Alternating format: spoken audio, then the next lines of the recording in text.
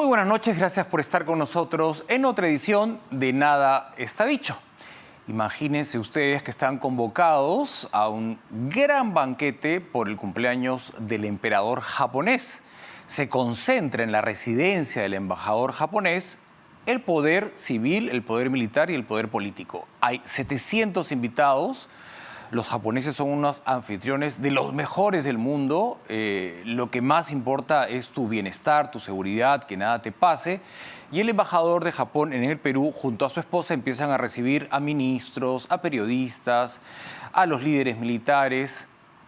Y una vez que están adentro, en paralelo, una ambulancia saluda a la policía. Dice que va a la residencia, la ambulancia ni siquiera le pide identificarse y dentro de la ambulancia hay 14 terroristas, incluido el chofer. Bajan de la ambulancia, reducen a todos y toman el control de la residencia del embajador de Japón en uno de los barrios más seguros de Lima capital, San Isidro, y empieza una historia que nunca deberíamos olvidar, nunca. A propósito que hemos vivido un confinamiento, súmenle a ese encierro dentro de su casa, en la comodidad de su casa, a 14 terroristas con armas, cantando su propio himno, haciendo todos los días una estrategia para debilitar a los rehenes. Por supuesto que para ellos el primer día les era imposible manejar a más de 700 rehenes y liberaron. Entre los que liberaron, no olvidemos, la mamá del expresidente Alberto Fujimori, su hermano. Y así fueron liberando con varios grupos hasta quedarse con 72. Pero 4 meses conviviendo con sus enemigos que están armados y que se están desmoralizando, con el propósito de chantajear al gobierno para que liberen a otros terroristas que estaban presos.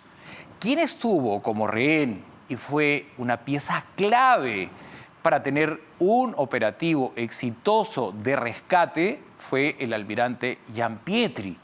Hay muchas personas jóvenes que se están preguntando por qué el almirante recibió este homenaje en las afueras del Congreso de la República. ¿Qué fue lo que pasó en la residencia del embajador?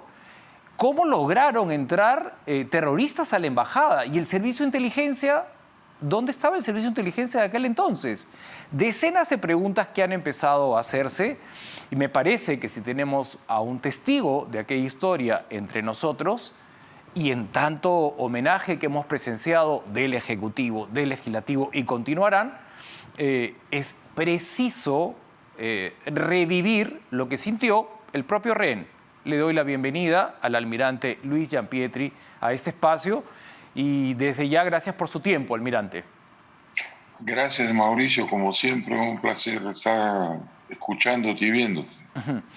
Es importante que todos los que nos están escuchando no olvidemos nuestra historia y no andemos en círculos para repetir los errores del pasado. Y hay muchos jóvenes que no la vivieron. Estamos hablando de diciembre del año 96. Usted y 72 rehenes pasaron la Navidad, el Año Nuevo y casi 4 meses de su vida conviviendo con terroristas encerrados. Quiero aprovechar ahora que está fresco el sentimiento de confinamiento que tanto ofuscó la población dentro de sus casas para que sientan lo que un rehén sintió, además viendo su vida amenazada. Muchos pensaban que el almirante que nos acompaña esta noche había perdido su salud mental, porque hablaba con las paredes. Eso es lo que narraron muchos testigos y luego él ha explicado por qué. ¿Podría explicarnos por qué usted hablaba con las paredes en voz alta? Mauricio, con gusto te explico un poco. Cuando yo fui capturado por este grupo de terroristas, inmediatamente vino a mi memoria parte de mi formación que decía que nosotros debíamos buscar la forma de escaparnos cuando nos capturan en cualquier enfrentamiento que tengamos contra un enemigo. Es parte de la doctrina de la Fuerza Armada y yo la tenía clarísima. He sido 50 y tantos años fundador de las Fuerzas Especiales del Perú y aparte de eso hice un curso de inteligencia, de la Dirección de Inteligencia Naval. Entonces comencé presentarme a mí mismo los posibles escenarios que podrían haber. Y uno que se me fijó en la mente era que era posible que estén tratando de introducir micrófonos dentro de la embajada para saber la situación. No era fácil, no fue fácil y tuvieron que usar ardides para entrar y averiguar un poco cómo era primero la embajada, luego dónde estábamos nosotros y otras cosas más. Y eso tomó un buen tiempo porque no nos dejaban, por lo menos a mí no me dejaban mucha capacidad de movimiento. No te olvides que en los días que estuvimos, primeros días salió una noticia en titulares del Comercio que decía de que yo había liderado las fuerzas especiales de las fuerzas que estaban luchando contra los terroristas en la selva, particularmente en la zona del Brae. Esto, de alguna forma, me imagino que por los radios portátiles que tenían ellos, llegó adentro de la embajada y me hicieron un juicio popular. Me llevaron abajo, me pusieron en un círculo, me hicieron sentar en el suelo y comenzaron a presionarme para que contara sobre las operaciones especiales que se habían hecho con los terroristas en la selva particularmente. Yo, bueno, ya con la canchería de la edad me le fui dando la vuelta al tema y me salí del tema, pero siempre pensé que era un blanco importante para ellos. Hasta ese momento no sabían quién era bien, porque yo nunca oculté mi identidad, yo me identifiqué desde un principio y le dije que era un almirante retirado, que era presidente del directorio del Instituto del Mar y que había nacido en el Callao, un poco para empezar a saber que teníamos cierta esquina. Entonces, bueno, me soltaron después de un momento muy duro y muy tenso. Me apuntaron con las armas, me dieron patadas, en fin, una serie de cosas.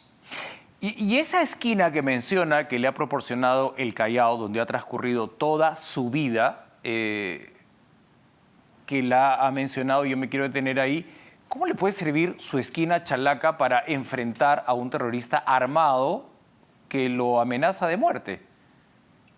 Bueno, hay también no solamente la forma violenta, sino hay la forma psicológica de ir trabajando la mente de las personas. Y eso lo aprendí en la Dirección de Inteligencia. Entonces creo que eso me sirvió en forma para poder pasar ese malísimo momento. Ya antes habían hecho lo mismo con el embajador Tudela y con Pedro Fujimori, porque Pedro Fujimori fue descubierto después de 3 o 4 días, el hermano menor del presidente que desgraciadamente ya murió. La tensión aumentaba, almirante, la prensa mundial se instaló alrededor del barrio Marconi mundial, vino la prensa japonesa, la prensa norteamericana y se vivía afuera de la residencia del embajador. O sea, las salas de redacción, las salas de edición se instalaron allí desde el 17 de diciembre y no se sabía a ciencia cierta si las negociaciones prosperaban para su liberación, si el Ejecutivo iba a ceder a liberar los presos que ellos querían, y entonces era una incertidumbre impresionante. Hasta que empieza el operativo, no había era digital, no había la forma de transmitir desde tu celular, y empieza la televisión a transmitir la primera detonación. Ya se había estudiado a través de una réplica similar cómo era la residencia del embajador, estaban los túneles de acceso, y usted particularmente le iba diciendo a los otros rehenes cómo salvar su vida si venían a rescatarlos. Me parece haberlo escuchado en varias oportunidades, que cuando tenía oportunidad les decía: tírense al piso, no se encierren, no se queden parados, tírense al piso. ¿Cómo en medio de convivir con 14 terroristas armados se daba tiempo para entrenar a los rehenes que en caso de supervivencia, cómo tenían que comportarse. Yo me encargaba, por razones de inteligencia interna, de cambiar las velas todos los días en los dormitorios. O sea, iba con mi paquete de velas que me daban los terroristas y iba cambiando las velas que duraban pues 3, 4 horas y nos quedábamos sin luz, porque la luz fue cortada por el gobierno al tercer o cuarto día de los que estábamos ahí. De esa forma pude llegar fácilmente a las habitaciones y conocer un poco diariamente cómo estaban, porque no nos mantuvieron en la misma habitación a todos, sino a veces habían cambios que yo tenía que, cuando ya tuve la posibilidad de comunicarlo, pasar la información todos los días de cómo se iba reacomodando el personal. Primero nombramos a todas las habitaciones le dimos un nombre bajo el criterio del alfabeto que usamos los marinos y los marinos del mundo, porque es el mismo alfabeto, Alfa, Bravo, Charlie, Delta.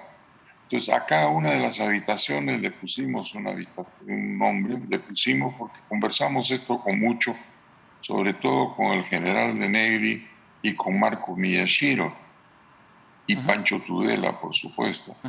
Que las escenas son sobrecogedoras cuando le cae una bala al señor Tudela en el talón y en la espalda. Y en la espalda, y el operativo, que sigue siendo estudiado a nivel internacional como exitoso, acabó con la vida de los terroristas, de un civil, el señor Yusi, recuerdo que estaba dentro de un closet parado, y de 2 militares, de Valer y de Jiménez.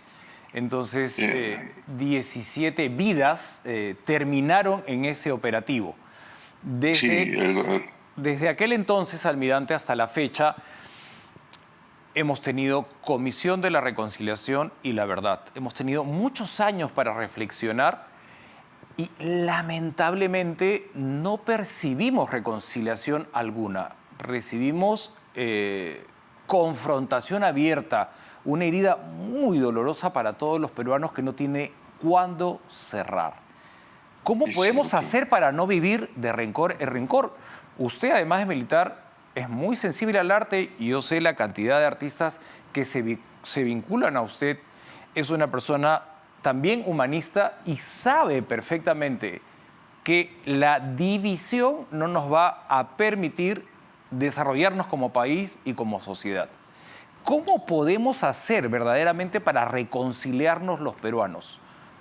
Hay varias cosas que habrían que hacer y eso es una cosa que aprendí cuando mi mujer estaba en las finales de su vida. Hay un lucro cesante espiritual y un daño colateral que nosotros, los que estuvimos engarzados con la guerra antisubversiva, no percibimos, porque sabíamos nuestras habilidades y las habilidades de nuestra gente, pero nunca notamos qué era lo que estaba pasando a nuestro alrededor en las casas. Ellos, en total ceguera de lo que nosotros podíamos o no podíamos hacer, tenían que tener una tensión muy fuerte que en muchos casos motivó enfermedades de estrés muy fuertes en la gente.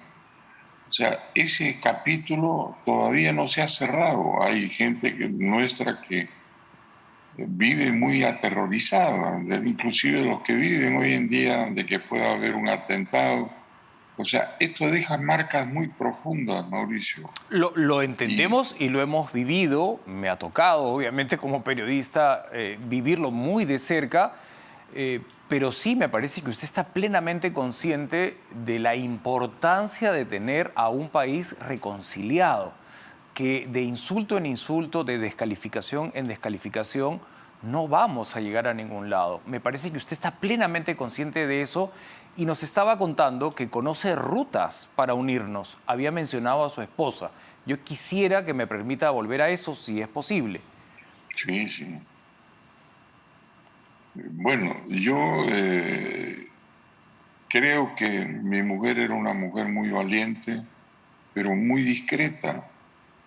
fue una tremenda ayuda mientras vivió para mí y fue parte de mis logros y de mis defectos. Pero ella nunca se quejó, porque no era yo solo, tenía 2 hijos dentro del sistema. Mis 2 hijos eran marinos y los 2 estuvieron allí. No en ese sitio, ¿no? Pero estaban fuera de la embajada. Inclusive los tuvieron que sacar porque ellos querían hacer su propio operativo y sacar al papá de adentro. Los 2 eran FOES, o sea que, mire usted, la tensión que estuvieron viviendo, la Marina decidió sacarlos de ahí porque podían hacer alguna barbaridad o romper algún esquema de lo que se estaba planeando por otro lado. Pero para eso el sufrimiento de toda la familia fue el mismo. El hijo de mi hermana, que llegó almirante, el almirante Calisto. Mi hermano fue FOE también y estuvo muchos años en la zona de emergencia. O sea, nosotros los marinos tuvimos una particularidad.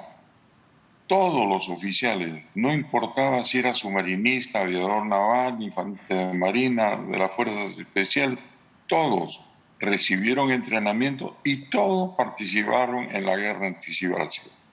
O sea, si tú comienzas a conversar con los oficiales antiguos de la Marina, todos tienen experiencia de combate, porque lo han vivido. Por decisión del comando, me dijo, no podemos dejar que solamente los FOES y los infantes sean los que se encarguen de esto. Tiene que ser la Marina en su conjunto. Y les dimos entrenamiento y estuvieron con nosotros y lo hicieron muy bien.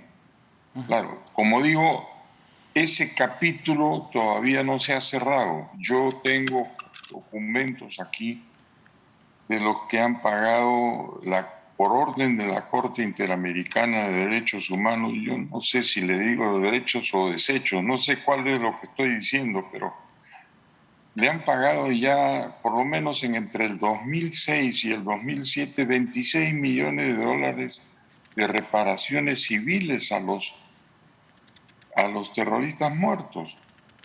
Les han hecho monumentos en sus pueblos, les han dado becas para los colegios, les han dado universidades gratuitas y al resto de la gente que peleamos contra ellos, nada en absoluto. Desde este análisis, ¿usted cree que no hay justicia todavía, que vivimos cierta impunidad con las Fuerzas Armadas y esa es la razón por la cual no nos podríamos reconciliar? ¿Esa es una lectura que puedo decir de su respuesta? Es parte del problema, Mauricio, es parte del problema. Por ejemplo, los que estuvieron conmigo en un operativo anterior en el Frontón tienen 38 años de juicio. ¿En qué país del mundo existe una justicia que te juzgue por 38 años? Y que inclusive hayan ordenado el propio Tribunal Constitucional cambiar sus decisiones cuando presentamos un recurso de que prescribiera y nos lo dieron, el propio tribunal con otra composición cambió la orden. O sea, creo que una de las cosas más importantes que tendría que pasar en este país es la reforma del Poder Judicial, del Ministerio Público, del Poder Electoral, porque cualquier intento que hagamos de cambiar autoridades en este país va a tropezar con el mismo problema que hemos tenido últimamente. O sea, se va a repetir lo mismo, porque ya es gente que aprendió a hacer la maña y la ha hecho permanentemente. Entonces yo creo que ese es uno de los problemas más grandes que tenemos. No puede ser que la justicia sea utilizada como una herramienta política y que la injerencia de la Corte Interamericana llega a extremos alucinantes, de que se metan al Congreso a meter presión, a cambiar fallos, a ordenarle al Estado peruano cuando ellos debían ser suplementarios al Estado peruano, a ordenarle como si fueran los dueños del sistema y quitarnos los derechos y la soberanía que tenemos nosotros como ciudadanos. Entonces, si no reformamos todo esto, siempre van a haber estos enfrentamientos, como el caso que hubo ayer con el señor Bermejo. Sí, Ahí está. concluyó la ceremonia, usted le ha dado, dentro de un contexto político, un respaldo a la presidenta del Congreso, hizo una alusión directa a que no está contento, y eso es absolutamente democrático de expresarlo, con la forma como se está manejando el Ejecutivo. Lo hizo pública y abiertamente, y me parece que en democracia, si las cosas se dicen con respeto, nos volvemos en realidad más tolerantes, más respetuosos. Pero cuando empiezan los adjetivos calificativos, como lo que escuchamos adentro del Congreso, cuando usted ya estaba en su casa, desde donde nos habla ahora, se desencadenó otra vez la adjetivación, de un lado y del otro, el terruqueo, ¿no? Y un adjetivo que yo ya no quiero repetir. Pero ¿cuánto tiempo más podemos estar en esta confrontación? ¿Cuánto tiempo más? Es lastimoso que lleguemos a esto y que después de tantos años no hayamos buscado una solución.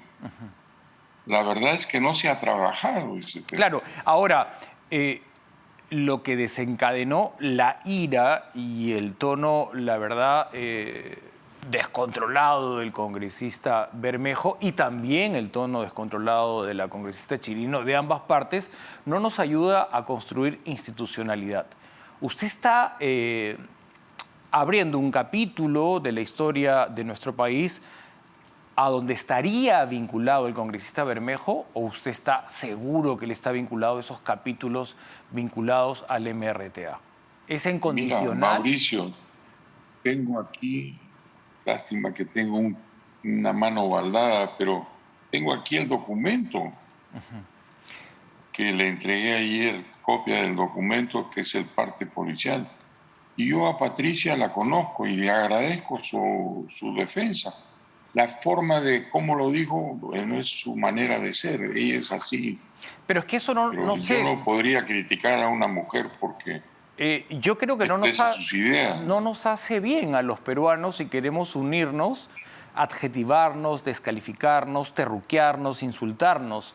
Si usted tiene ese documento y tiene, desde su punto de vista, la convicción, y otros tendrán la presunción de inocencia para defenderse, ¿por qué no lo hacemos en otro tono respetuoso, desde la discrepancia? Bueno, habría que pedirle a quien inició el pleito. Yo sé la historia porque es cierta y la tengo graficada, pero las guerras no se ganan con los pañuelazos, ¿no? Por si acaso. Las guerras se pelean y creo que la democracia se pelea más, o se debería pelear más, porque es la única forma de que este país busque lo que usted está diciendo. Desgraciadamente este tipo de cosas toman su tiempo. Mira cómo ha pasado en Argentina.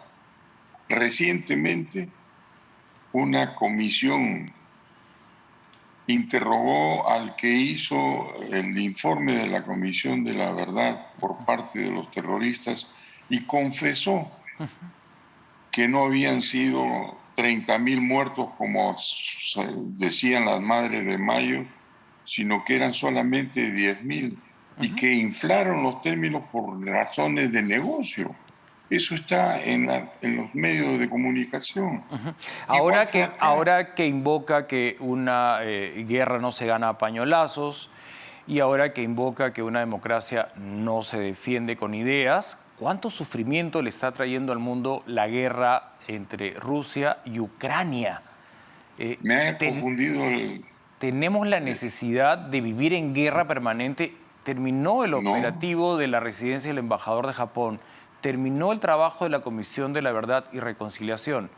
Y si hay una justicia que siga su curso, debería haber trabajado con justicia y no lo ha hecho.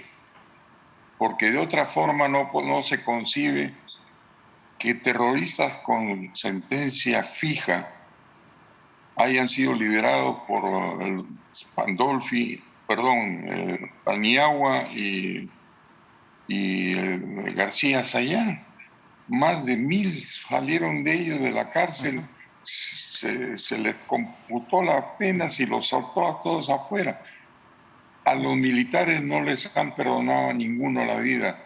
Hay gente que ha muerto presa Ya. Hay gente como el general Hermosa, por ejemplo, que hace como 2 o 3 años que está vegetal, pero está preso.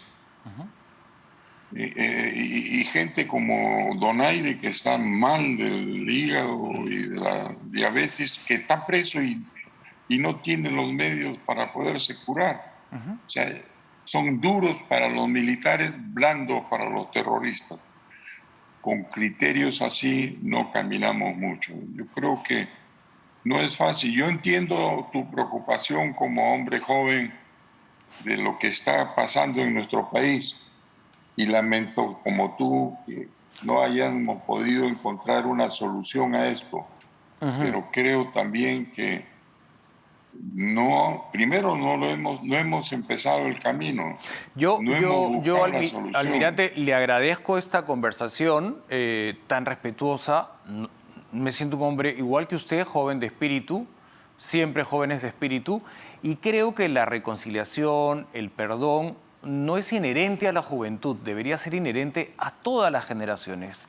Que desde niños nos enseñen a perdonar y a no vivir almacenando rencores, porque quien sufre es el que almacena el rencor. El que perdona, me parece que va mucho más comprometido con la libertad. Yo le agradezco. Es una forma de ver el tema, Mauricio, sí. Pero creo que todavía no estamos siquiera cerca de eso. Sí, sin duda. Es un país que vive de odio. Coincido, o sea, lo que estoy identificando es que nos hemos pasado la historia de rencor en rencor y se abren nuevamente las heridas que no tienen cuándo cerrar, y eso sí me parece que hay que tomar conciencia que como país no nos hace bien. Y ambos me parece que hemos tomado conciencia de que bien no nos hace. ¿Cómo salir de esto? Bueno, definitivamente que no lo hemos encontrado. Yo te digo que también muchas veces pienso, ¿por qué llegamos a estos extremos? Discúlpame, pero tengo problemas con las manos. No se preocupe, agradezco el esfuerzo que hace en esta conversación, pero todo ese tiempo que hemos invertido en adjetivarnos, hubiese sido formidable hablar del futuro, de los jóvenes, de mejores escuelas, de mejores universidades, pero bueno, vendrán mejores tiempos, hay que ser optimistas como usted también lo sigue siendo y amar cada uno desde su tribuna, desde su posición a nuestro país e intentar unirnos, por lo menos intentarlo. Desgraciadamente, desde nuestro inicio como país, nunca hemos sido una nación. Siempre hemos sido un grupos de independientes que cada cual ve por sus asuntos personales. No somos una nación fuerte porque no queremos serlo. Y no lo fuimos desde la independencia. San Martín quería un estado soberano y Bolívar quería una república. Y desde ahí comienza el pleito. Los españoles peruanos que vivían en esa época en el Perú estaban cómodos con los españoles, no tenían problema. Y eso nos enseña la historia. O sea, creo que todavía nos falta un camino por recorrer que se llama la unión nacional. Cuando lleguemos a ese punto, ahí podremos restañar las heridas y volvernos una nación fuerte, como debería ser un país como el nuestro. Mientras tanto, si seguimos como estamos, siempre vamos a tener estos baches. Y cada vez son más grandes. Fíjense lo que está pasando. Hemos tenido un Velasco que nos hizo destrozos. Hemos tenido el terrorismo.